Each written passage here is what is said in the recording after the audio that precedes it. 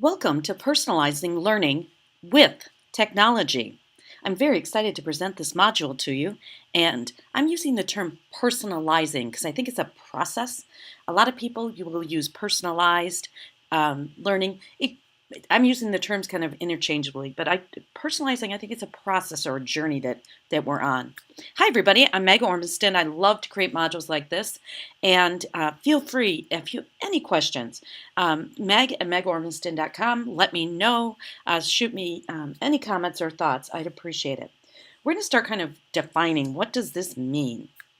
So, personalized learning, it's a different learning experience, instructional practices that address different learning needs of students. This is key, though. It's based around their interest, aspirations, their cultural backgrounds of the individual student. So it's a different personal learning experience for every single student. To compare and contrast, personalized learning is exactly the opposite of one size fits all. That means that everybody sits still, everybody does the worksheet, everybody does the same packet, everybody takes the same assessment. Personalized learning, the opposite of that. In a one size fits all classroom, which unfortunately we still have a lot of those, each student has the same assignment, the assessments, everyone moves at the same pace. Kind of between the two of these would be what we've been really spending a lot of time on, differentiating instruction. That still means that the same instruction is going on, we're just differentiating for students. So we have like a continuum. One size fits all on the extreme teacher-focused classroom, where personalized is on the other, kind of in between, we're dabbling with differentiating, if that helps kind of frame it for you. I think this is the most important thing and the hardest thing for our school systems to really grapple with. Personalized learning for students should be for the student should be the focus, not what is convenient or easier for teachers in schools. We do a lot in our schools to make things easier. We group for math, for example, in the elementary, so one person doesn't have to try to meet all the different levels of math. Is that the best for students, or is that convenient for teachers? Really? This is a tough conversation for a lot of schools and districts to have, because this is really kind of out there thinking. And I'm not out there thinking by myself. There's a group that is called Personalized Learning, and they great website to know about. There's toolkits, there's models, they'll come out and work with you. They're great people. Jot down these names: Key, Barbara Bray, and Kathleen McClaskey. Those are kind of the two. Linda and Pam also work with them. But if you look on the right, this is the book that they wrote about making learning personal. And as I've been doing my research over the past couple months about this, I have to tell you, this concept of making learning personal scares teachers to death. They can't figure out how to manage it. I want you to imagine that you have a class of 30 and you basically are managing 30 IEPs, because that's what it is. It's a personal plan for each student. You're going to group students sometimes, you're going to form flexible groups, but basically every student has a plan. Some of their resources are great, but the one I always try to stay focused and grounded, and I participate a lot in their chat. In this on Twitter, it's the P-Learn chat. And tune into that, set that up in your TweetDeck or your Hootsuite, and this is where I stay current, the news, what's going on, and where I'm connecting to people that are doing more personal learning. What is it?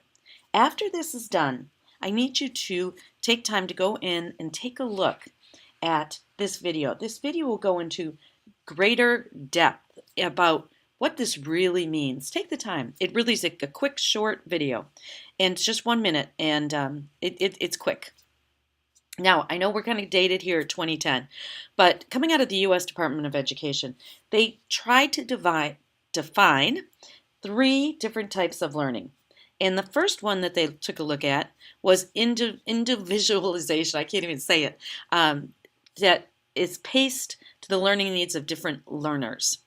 There's the goals are the same for all students, but they progress through the material at different rates. Okay, so that's what they're calling individualization of instruction.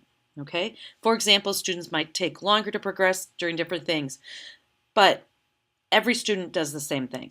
Okay, now remember I kind of said differentiating is in the middle, and that it's structured to the different learners. Everybody has the same goal. We're just going to differentiate the approach or the outcomes that the students are creating. Okay, so we have individualization, we have differentiating, and personalization. It's when the instruction is paced for the students, but it's built around their preferences, their interests, their cultural backgrounds. I think that's so important that we realize that. Maybe not everybody's going to cover the same thing.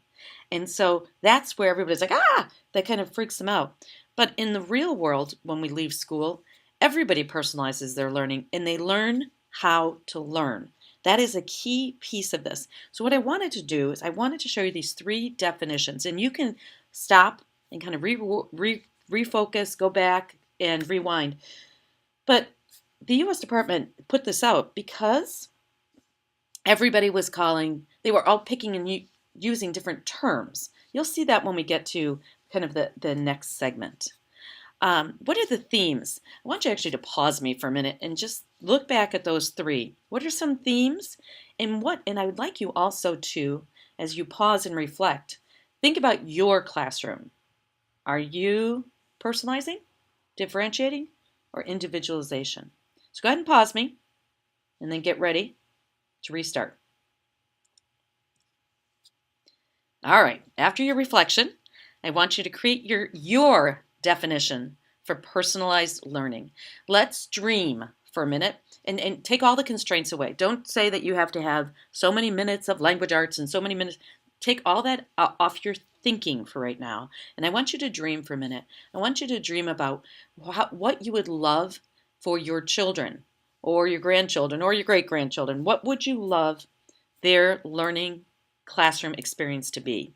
And then again, pause me, and I want you to think about your definition of personalized learning. Okay, we're back. Some of you probably didn't pause, but this is really important in the whole world of personalized learning.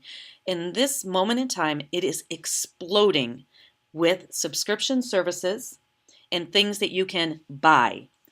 I want to caution you about this. Just by buying something doesn't mean that educators are ready for this personalized learning.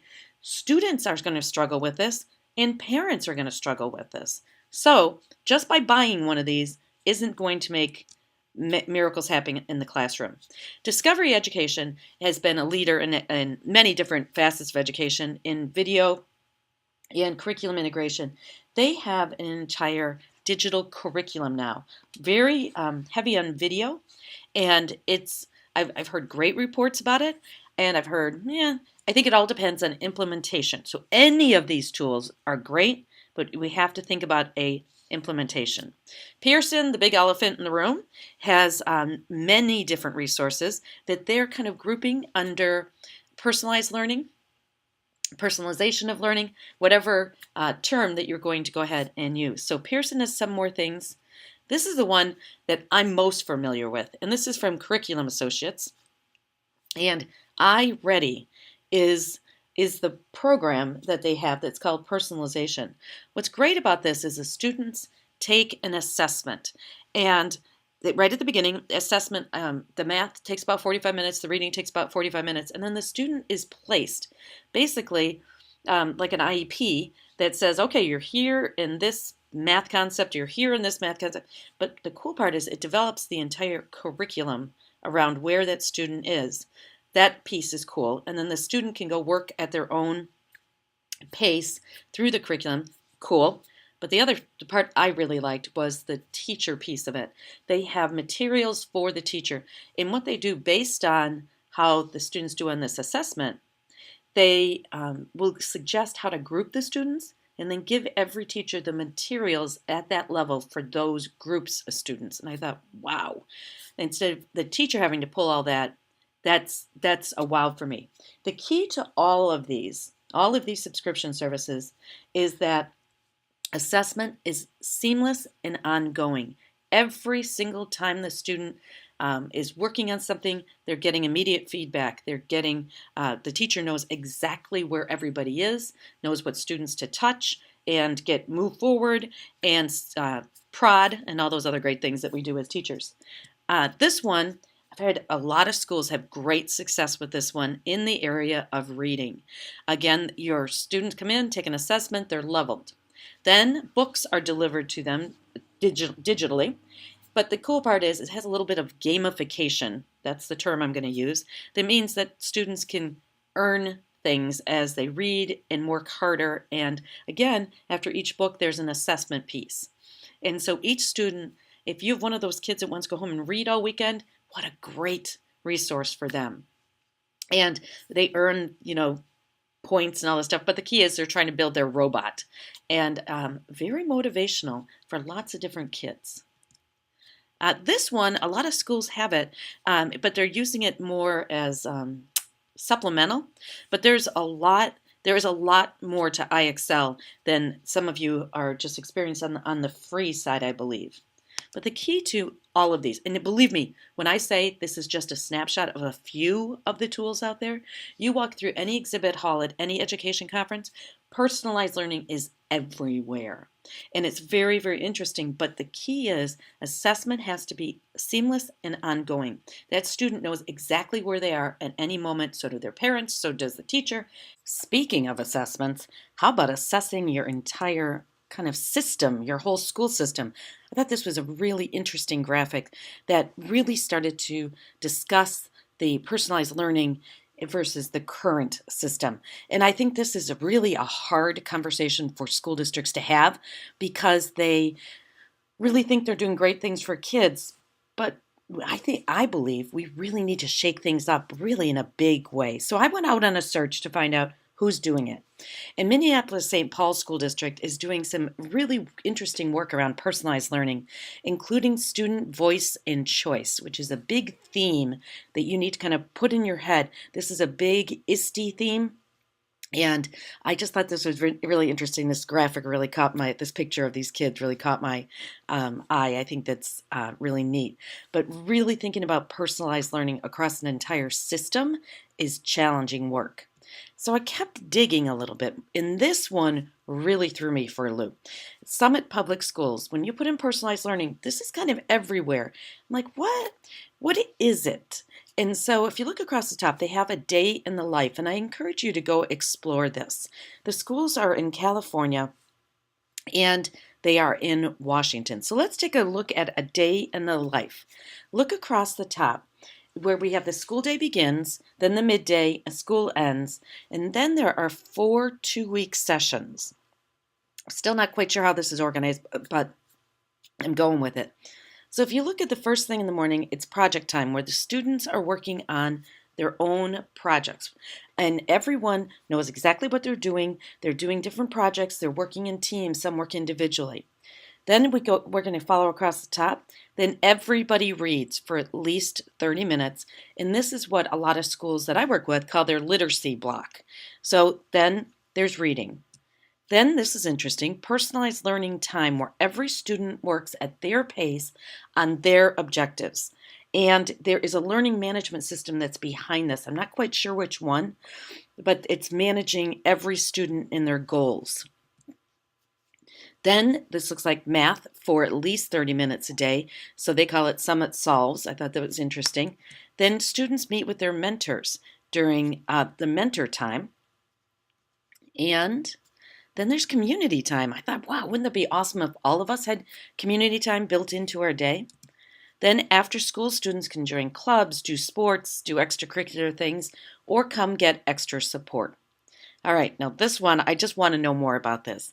Expeditions, and where they're 2 weeks at a time, and they discover different things. This is more, to me, when I saw this, it looked like Genius Hour kind of exploded, where students get to work on different things.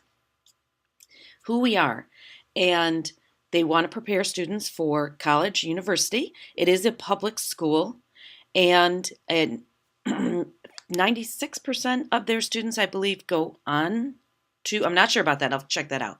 But you can see on the left that they compared their to local schools, the summit schools compared to the local schools. The summit in the top being in blue, and then in the bottom, I thought that was really interesting about college-ready courses for all students. That was interesting. And again, this is right off their website, so I didn't have anything to compare, contrast it to. But the numbers are really quite interesting. One thing that really popped up for me: every Summit student takes 6 AP classes, at least one AP test prior to graduation. Like, wow, that's a lot. I don't think a lot of schools can say that. What is a charter school? Okay, it's a charter school. That's where things can be a little different, but it's within the public schools. So they're charter schools, but they're public schools. They're tuition free. But it is a charter school, so it can run in maybe a different way than some of the other schools. There is one note, there is a lottery, an application, and a lottery to get in. I just think with the whole movement to personalized learning, I think we're going to start to see a lot more schools like this. I just don't want it all to stay within the world of charter. I want it to stay within our public schools because I believe that is so important. I have another great video for you to watch when you're done with this. And again, it really talks about the concept of personalized learning. We can do this. We just have to shake up what we know as school. So thank you for joining me on this personalizing learning journey. I hope you are leaving with some thoughts and ways to kind of rethink what's happening in your classroom. Have a great day.